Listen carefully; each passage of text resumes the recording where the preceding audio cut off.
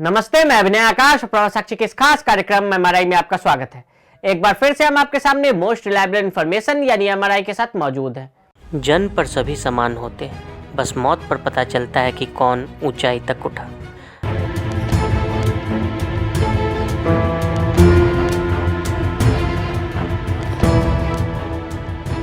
राजनीति में निर्वासित जीवन जी रहे किसी व्यक्ति के अचानक महत्वपूर्ण हो जाने के देश में बहुत उदाहरण मौजूद हैं, लेकिन पूर्व प्रधानमंत्री पीवी नरसिम्हा राव शायद अकेले ऐसे व्यक्ति हैं जो अपनी मृत्यु के 1.5 दशक बाद सिर्फ मीडिया में ही नहीं, अचानक मुख्यधारा की राजनीति में भी सम्मान के साथ याद किए जा रहे हैं, जिसके वो बहुत पहले से ही वाजिब हकदार थे। तेलंगाना सरकार ने पूर्व प्रधानमंत्री पीवी नरसिम्हा राव की जन्मशती के उपलक्ष्य पर साल भर चलने वाले समारोह की शुरुआत की।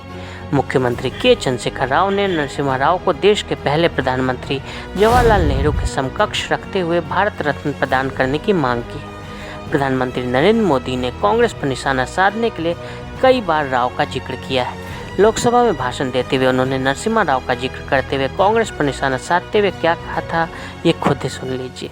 अटल जी छोड़ो, नरसिम्हा राव की सरकार की तारीफ की हो वो रखो।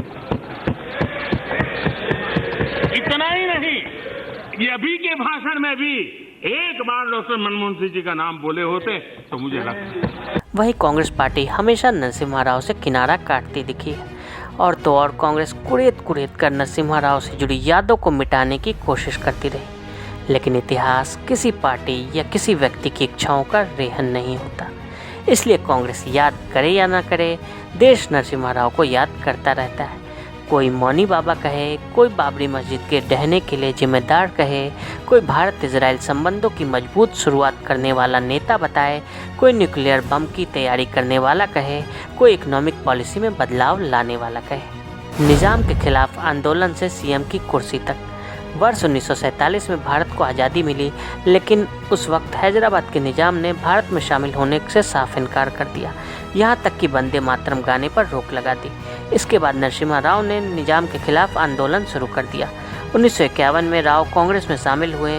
वर्ष 1957 से 1977 तक वो आंध्र प्रदेश विधानसभा के सदस्य रहे। इस दौरान नरसिम्हा राव ने आंध्र प्रदेश में स्वास्थ्य, कानून और सूचना जैसे अहम मंत्रालय भी संभाले।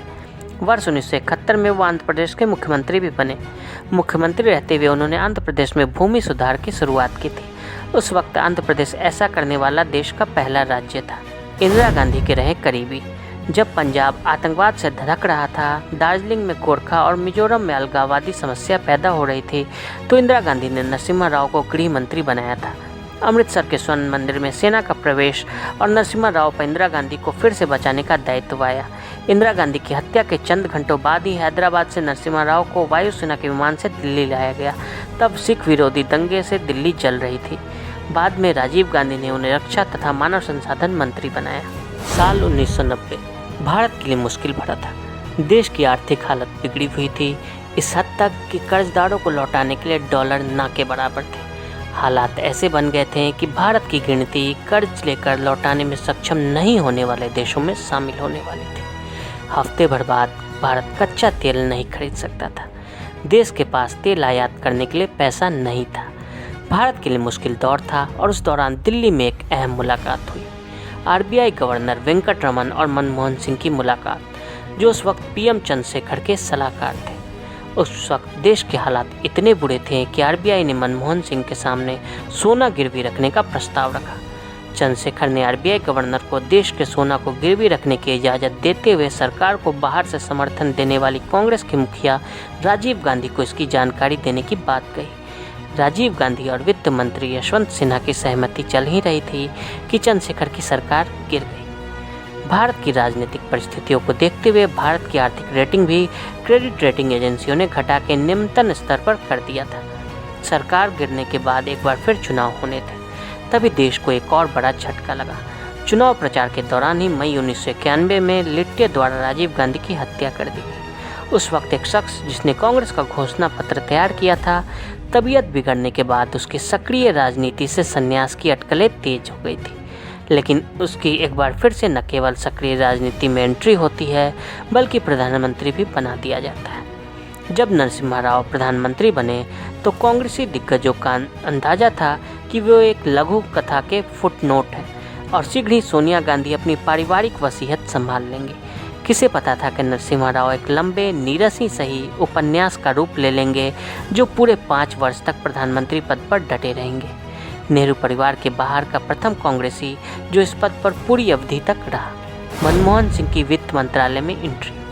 आपने देखा होगा अक्सर हमारे देश के विद्वान आर्थिक उदारीकरण के लिए नरसिम्हा राव की सरकार में वित्त मंत्री रहे मनमोहन सिंह को क्रेडिट देते हैं, लेकिन ये विद्वान कभी भी नरसिम्हा राव का नाम नहीं लेते, जिन्होंने मनमोहन सिंह की प्रतिभा को पहचाना और उनको वित्त मंत्री बनाया।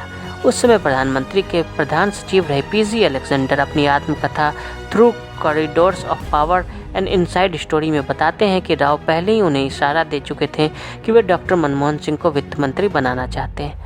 भारत में आर्थिक उदारीकरण की बुनियाद रखने वाली इस जोड़ी ने विदेशी निवेश की खिड़की खोलने की शुरुआत की।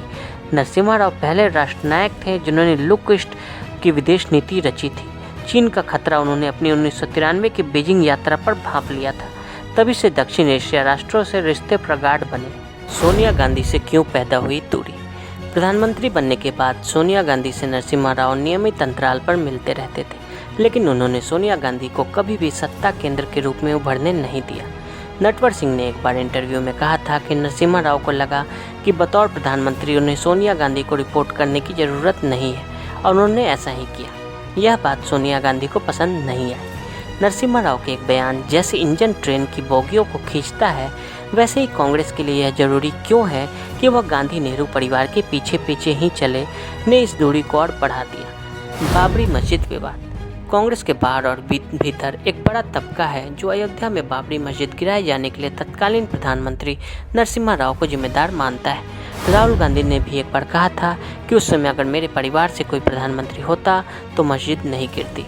नरसिम्हा राव की जीवनी half lion how PV Narasimha Rao transformed India लिखने वाले पत्रकार विनय सीतापति इस विषय पर विस्तार से चर्चा करते हुए लिखते हैं कि राव ने उस दौरान बीजेपी नेताओं और अन्य हिंदू नेताओं से कई गुप्त बैठकें की।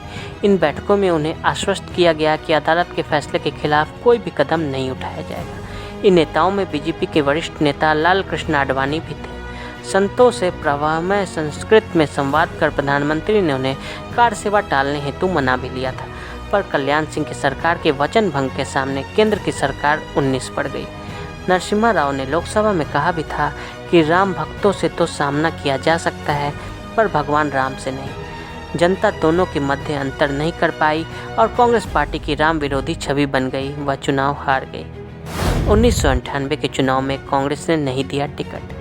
1996 के चुनाव में कांग्रेस की हार हुई थी, लेकिन राव के लिए यह बड़ा झटका नहीं था। उनकी प्रतिष्ठा को असली धक्का तब लगा जब 1998 के लोकसभा चुनाव में कांग्रेस ने उन्हें टिकट देने से ही मना कर दिया। यह अपने आप में ऐतिहासिक घटना थी। बाद में जब सोनिया गांधी अध्यक्ष बनी तो राव अनौपचारिक रूप से कांग्रेस से बहिष्कृत ही कर दिए गए। जब अटल ने पोखरण का श्रेय राव को दिया। बात 26 दिसंबर 2004 की है। मध्य प्रदेश के ग्वालियर में एक कार्यक्रम था। साहित्यिक संस्था के शताब्दी समारोह का समापन का मौका था। अटल बिहारी वाजपेयी भी इस प्रोग्राम में शरीक हुए थे। 2 शब्द कहने की बारी आई तो पोखरण का जिक्र कर वह बोले, लोग एटम के लिए मुझे श्रेय देते हैं, लेकिन इसका क्रेडिट तो नरसिम्हा राव जी को है।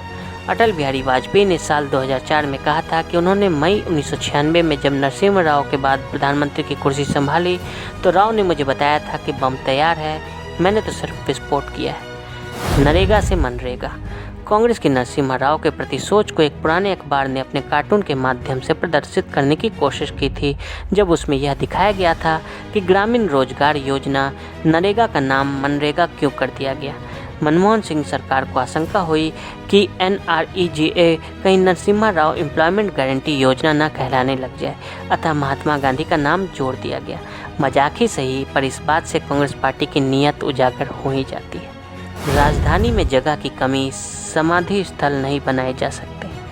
दिसंबर 2004 में राव की मृत्यु हो गई। कांग्रेस जब केंद्र में सत्ता में वापस आई, सोनिया गांधी कांग्रेस की अध्यक्ष थी। राव की मृत्यु के एक दिन बाद शव को नई दिल्ली के अकबर रोड पर कांग्रेस मुख्यालय के द्वार पर लाया गया, लेकिन राव के पार्थिव शरीर को श्रद्धांजलि देने के लिए अंदर नहीं जाने दिया गया। उनके पार्थिव शरीर को AICC के गेट के बाहर फुटपाथ पर रखा गया था। इस बात की पुष्टि वरिष्ठ नेता मार्गरेट अल्वा ने अपनी आत्मकथा करेज एंड कमिटमेंट में की, जो 2016 में प्रकाशित हुई। तब कांग्रेस का बचाव करते हुए यह तर्क दिया गया था कि राव का शरीर इतना भारी था कि उन्हें गन कैरेज से उठाकर कांग्रेस मुख्यालय के अंदर रखना मुश्किल था। परिजनों की इच्छा का हवाला देकर शव को हैदराबाद ले जाया गया। पूर्व प्रधानमंत्री होने के नाते राव की समाधि स्थल दिल्ली में होना चाहिए था, लेकिन यूपीए सरकार ने फैसला किया कि राजधानी में जगह की कमी है और अब यहां समाधि स्थल नहीं बनाए जा सकते। इस फैसले से साफ था कि कांग्रेस अपने ही पूर्व अध्यक्ष और प्रधानमंत्री के साथ कोई जुड़ाव नहीं रखना चाहती थी। विडंबना तो यह थी कि संजय गांधी, जो कभी भी राजपथ पर नहीं रहे, की समाधि राजघाट परिसर में बनी। केवल 5 महीने रहे प्रधानमंत्री, जो लोकसभा में बैठे ही नहीं, चौधरी चरण सिंह के लिए किसान घाट बन गया। 7 माह कांग्रेस के सहारे प्रधानमंत्री रहे चंद्रशेखर सिंह का भी एकता स्थल पर अंतिम संस्कार किया गया, मगर संपूर्ण 5 साल की अवधि तक प्रधानमंत्री रहे पीवी नरसिम्हा राव का शव सोनिया गांधी ने सीधे हैदराबाद रवाना करा दिया था। दिल्ली में उनके नाम कोई स्मारक, कोई गली नहीं। बीजेपी के नरसिम्हा राव। अक्टूबर 2014 में तब केंद्र सरकार में सहयोगी तेलुगु देशम पार्टी ने एक प्रस्ताव पारित कर सरकार से मांग की थी कि नई दिल्ली में पीवी नरसिम्हा राव का समाधि स्थल बनाया जाए। इसके बाद तत्कालीन केंद्रीय शहरी विकास मंत्री वेंकैया नायडू ने इससे संबंधित प्रस्ताव मंत्रिपरिषद के सामने रखा, जिसके बाद राष्ट्रीय राजधानी में पूर्व प्रधानमंत्री के नाम पर भी एक स्मृति स्थल बन गया। तो आज के लिए दे इजाजत और ऐसी रिपोर्ट्स को देखने के लिए प्रभा साक्षी के साथ लगातार बने रहे। वीडियो को देखने के लिए फेसबुक और ट्विटर पर फॉलो करें, यूट्यूब पर प्रभा साक्षी को सब्सक्राइब करें। नोटिफिकेशन के लिए नीचे दिए गए बेल आइकन को दबाएं।